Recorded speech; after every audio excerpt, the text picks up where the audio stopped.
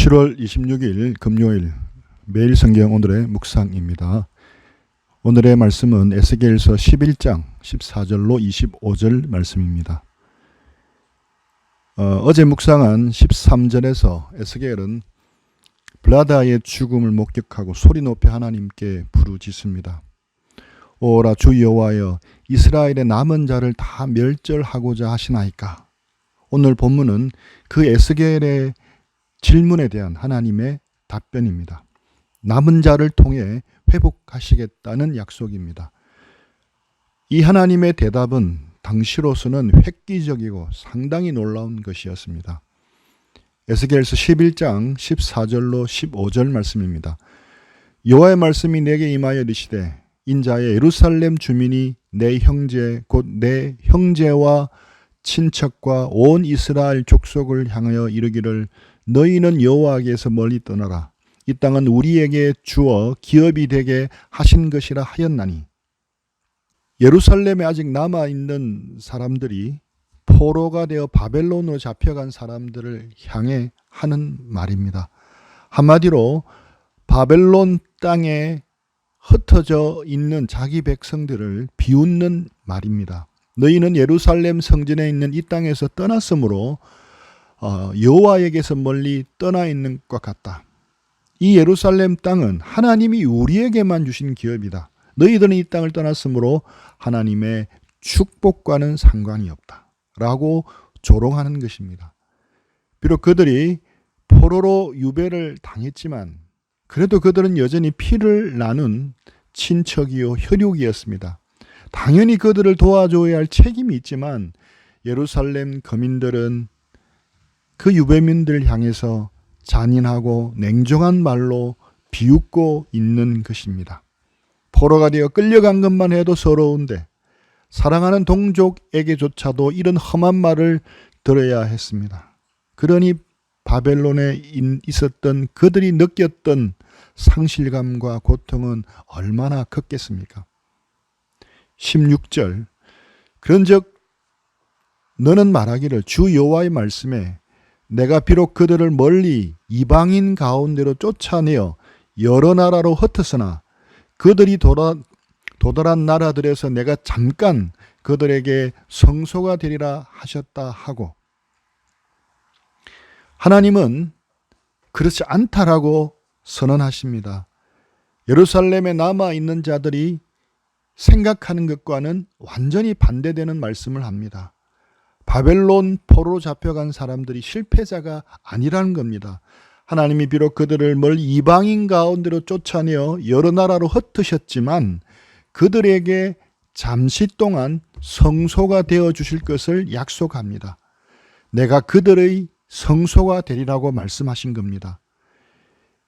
예루살렘에 남아있는 백성들에게는 예루살렘 성전이 있었습니다. 그래서 그들만이 하나님의 특별한 사랑을 받는 것으로 오해했습니다. 그리고 성전을 잃어버린 백성들, 저 멀리 흩어져 살고 있는 성전 없는 백성들은 하나님께 버림받은 거라 생각했습니다. 그런데 이 흩어진 하나님의 백성들에게 놀라운 반전의 말씀이 선포된 것입니다. 그야말로 복음이었습니다. 내가 너희들의 성소가 되어 주겠다. 하나님 자신이 친히 성소가 되어 주시겠다고 말씀하시는 겁니다. 눈에 보이는 건물 성전은 없어도 여전히 그들이 이 흩어진 이방 땅에서도 살아계신 하나님을 만날 수 있으며 그 하나님을 예배할 수 있고 그 하나님과 동행할 수 있다는 것입니다. 얼마나 놀라운 약속입니까? 사람들이 이야기하길 그들이 하나님께 버림받았다고 사람들이 놀렸고 그들 역시 이 먼 이국 땅 바벨론에서 버림받았다고 느꼈을 것입니다. 하지만 그들은 사람들의 말이나 사람들의 평가보다 혹 자기가 느끼는 느낌보다 하나님의 말씀에 더 귀를 기울여야 했습니다. 내가 너희들의 성소가 되어주리라. 우린 때로 힘들고 어렵고 또 여러 가지 고난이 한꺼번에 몰려올 때 우리는 가끔 홀로 버려졌다는 느낌을 받을 때가 있습니다. 아무리 기도해도 응답이 오는 것 같지 않고 문제는 해결될 기미가 안 보일 경우가 있습니다. 하나님이 나를 버리신 것 같다는 느낌이 듭니다. 하지만 그럴 때일수록 우리는 우리의 느낌보다 상황보다 하나님의 말씀을 붙들어야 하는 겁니다. 이사야 41장 10절 두려워하지 말라 내가 너와 함께 함이라 놀라지 말라 나는 내 하나님이 됨이라 내가 너를 굳세게 하리라 참으로 너를 도와주리라 참으로 나의 의로운 오는 손으로 너를 붙들리라. 우리와 함께 하시는 하나님, 우리를 굳세게 하시는 하나님, 우리를 도와주시고 붙들어 주시는 하나님, 우리는 그 하나님을 하나님의 말씀대로 바라보아야 하는 겁니다. 에스겔서 11장 17절 너는 또 말하기를 주 여호와의 말씀에 내가 너희를 만민 가운데서 모으며 너희를 흩은 여러 나라 가운데서 모아내고 이스라엘 땅을 너희에게 주리라 하셨다 하라. 하나님께서 때가 되면 민족들 가운데서 흩어진 사람들을 모아서 고토로 데려가서 다시 그들에게 이스라엘 땅을 주시겠다고 말씀하시는 것입니다. 하나님이 회복을 이루시는데 예루살렘에 남아있는 사람을 통해서가 아니라는 겁니다. 대신 다니엘과 에스겔처럼 포로가 되어 이미 타국에 끌려간 사람들이 중심이 되어 성취될 거라는 말씀입니다. 예루살렘에 남은 사람들은 끌려간 사람들이 하나님께 저주를 받았다라고 주장했습니다. 포로로 잡혀간 사람들 역시 자신들이 가장 불행한 사람이라고 여겼습니다. 그래서 예루살렘에 남아 있는 사람들을 부러워했습니다. 이런 상황에서 이미 바벨론에 끌려간 사람들을 중심으로 하나님은 다시 하나님의 백성과 하나님의 나라를 재건하시겠다는 이 약속은 기존의 관념을 완전히 뒤집어 엎는 획기적이고 충격적인 선포였습니다. 18절 그들이 거리로 가서 그 가운데의 모든 미운 물건과 모든 가증한 것을 제거하여 버릴지라. 돌아온 유대민들은 가나안 땅에서 모든 미운 물건과 모든 가증한 것을 제거해 버린다고 말씀합니다. 유대민들이 귀환해서 하나님의 백성으로 새롭게 출발하는 것만으로는 부족합니다. 왜 부족할까요? 몸만 돌아오는 것이 아니라 마음까지 하나님께 돌아와야 했습니다. 마음이 하나님께로 돌아오지 아니하면 다시 죄악의 역사를 반복할 것이 틀림이 없기 때문입니다. 그래서 하나님은 새로운 약속을 주십니다. 19절 내가 그들에게 한 마음을 주고 그 속에 새 영을 주며 그 몸에서 돌 같은 마음을 제거하고 살처럼 부드러운 마음을 주어. 이 약속은 이스라엘 본래의 땅으로 몸도 돌아오지만 마음도 하나님께로 온전히 돌아온다는 영적 회복에 대한 약속입니다. 몸은 돌아왔으나 마음은 돌아오지 않는다면 무슨 소용이 있겠습니까? 탕자의 비유에서 집 나간 탕자가 춥고 배가 고파서 마지못해 아버지 앞에 돌아왔다면 그것은 돌아온 것이 아닙니다. 진정한 귀향은 몸이 돌아온 것뿐 아니라 그 둘째 아들이 아버지의 마음을 상하게 했던 것들을 회개하고 마음으로 돌아올 때입니다. 제가 우리 아들과 딸들에게 심하게 꾸짖을 때 애들이 때때로 겉으로는 예라고 수긍하지만 속으로는 안 그럴 수 있습니다. 그것은 진정한 돌이킴이 아닙니다. 마찬가지로 이를 아시는 하나님이 이스라엘 백성들이 약속의 땅으로 외적으로 돌아올 뿐 아니라 내면적으로 영적인 것도 돌아오도록 회복해 주시겠다고 약속하시는 것입니다. 하나님께서 이들에게 한 마음과 새 영을 주십니다. 돌 같은 마음을 제거해 주시고 살처럼 부드러운 마음을 주십니다. 그런데 어떻게 해서 이 일이 이루어질 것이라고 말씀하십니까? 그 근거가 무엇입니까? 돌같은 마음으로 불순종하던 자리에서 살처럼 부드러운 마음으로 한 마음으로 순종하는 자리로 돌아올 수 있게 되는 근거가 무엇입니까? 성령의 사역을 통해서입니다. 미리 구약 성경에 예언된 성령님의 놀라운 사역을 말씀하고 있습니다. 새 영, 새로운 영을 주시겠다고 말씀하고 계십니다. 사람이 변화되는 것은 바로 이 새 영, 성령의 역사가 없이는 불가능합니다. 스가랴 4장 6절 하반절 말씀, 이는 힘으로 되지 아니하며 능력으로 되지 아니하고 오직 나의 영으로 되느니라. 사역을 오래 하면 할수록, 사람들을 오래 도우면 도울수록 이 세상에서 가장 하기 힘든 일이 사람을 변화시키는 일이라 생각합니다. 거의 불가능하다고 느껴질 때도 많이 있습니다. 아무리 말씀을 열심히 준비하고 가르쳐도 요지부동한 것을 보면서 가끔씩 절망하고 낙심할 때가 있습니다. 그러나 제가 바뀌었고 또 변화된 사람들이 나타나기 때문에 다시금 힘을 얻습니다. 분명한 것은 사람의 힘이나 말이나 노력으로 불가능하다는 것입니다. 오직 하나님만이 하십니다.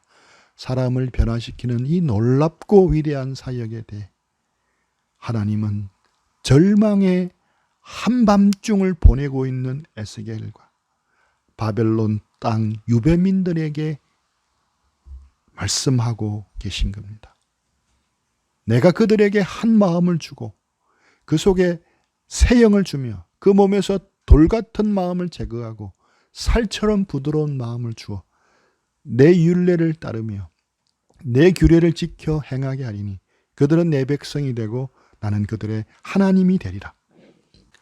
오직 하나님이 그들에게 한 마음 변화된 온전한 마음을 주십니다. 살리는 것은 영이기에 육은 무익하다고 예수님도 말씀하셨습니다. 이 놀라운 일은 오직 성령의 사역을 통해서 이루어지는데, 이 위대한 사역에 대해서 예언하는 이 말씀이 가장 어두운 밤, 절망의 밤을 보내고 있는 이들에게 나타났다는 것을 우리는 기억해야 합니다. 거듭남과 사람의 변화는 인간의 힘으로 될 수도 없고 외적인 행동의 변화만으로 될 수도 없고 사람이 마음이 바뀌어야 되는데, 이것은 노력으로 될 수 있는 게 아니라 외부에서 심장 이식 수술같이 주어질 때만 가능합니다. 오직 하나님이 성령을 주시고 성령을 통해 우리를 거듭나게 하시고 우리를 변화시킬 때 비로소 가능합니다. 이것을 통해 우리는 하나님의 백성으로 살아갈 수 있게 되는 겁니다. 여기에서 말씀하시는 하나님의 백성은 어떤 사람입니까? 내 율례를 따르며 내 규례를 지켜 행하게 하리니 바로 하나님의 말씀에 순종하는 사람들입니다.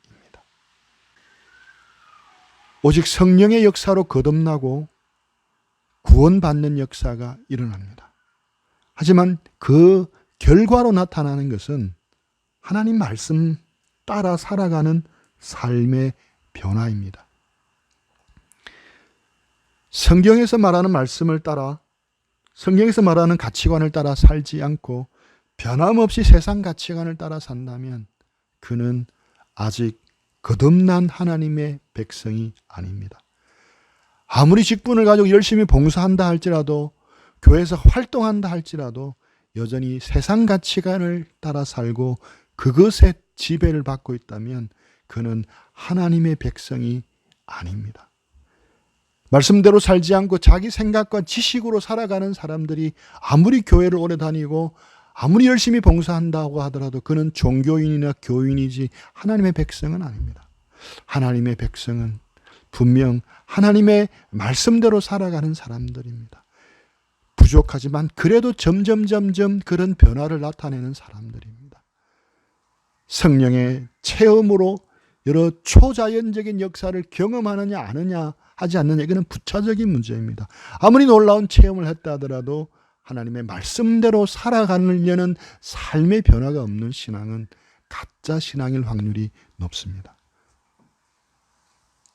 21절 그러나 미운 것과 가정한 것을 마음으로 따르는 자는 내가 그 행위대로 그 머리에 갚으리라. 나 주 여호와의 말이니라. 미운 것과 가정한 것을 마음으로 따르는 예루살렘 주민들은 하나님의 회복과 구원에 참여할 수 없다고 말씀합니다.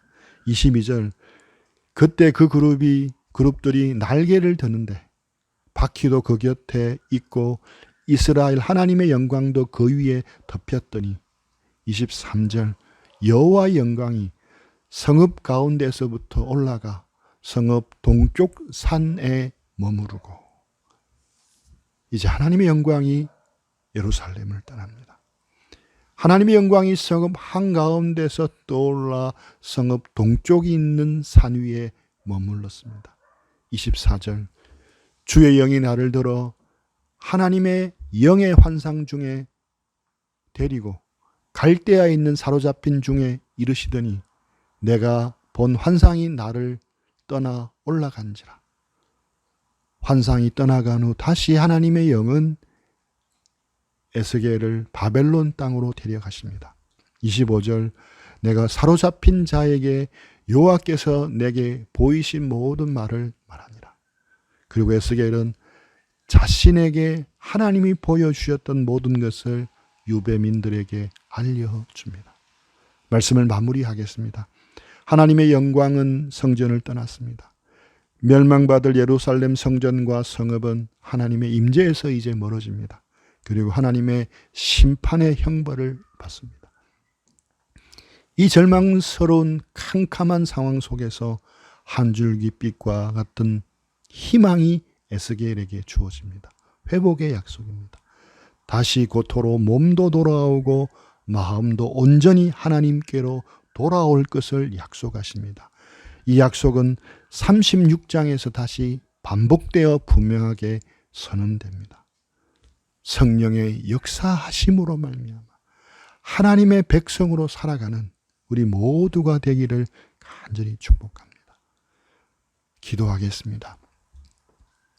하나님 아버지, 절망의 상황에서, 캄캄한 상황에서 에스겔이 부르짖을 때 하나님은 에스겔에게 한 줄기 빛 같은 회복의 약속을 보여주셨습니다. 한 마음과 새 영을 주시는 새로운 언약을 보여주셨습니다. 저희는 바로 그 언약의 시대, 성령의 시대 한가운데 살고 있는데 그것이 은혜인 것을 알고 감사드립니다. 에스겔이 그토록 바라던 은혜의 시대, 성령의 시대에 살게 해주셔서 감사합니다. 성령께서 우리 속에 들어오셔서 우리를 거듭나게 하시고 새 삶을 살아가게 해주셔서 감사합니다. 이제는 우리 육신에 따라 살지 않고 성령의 음성에 순종하며 살아가게 하여 주옵소서. 하나님의 말씀대로 살아낼 수 있는 성령의 역사하심을 거스리지 않고 온전히 순종하게 하여 주시옵기를 원합니다. 육신의 요구, 제 본성을 따라 살지 않고 성령을 따라 행하는 오늘 하루 되도록 인도하여 주옵소서. 예수님의 이름으로 기도합니다. 아멘.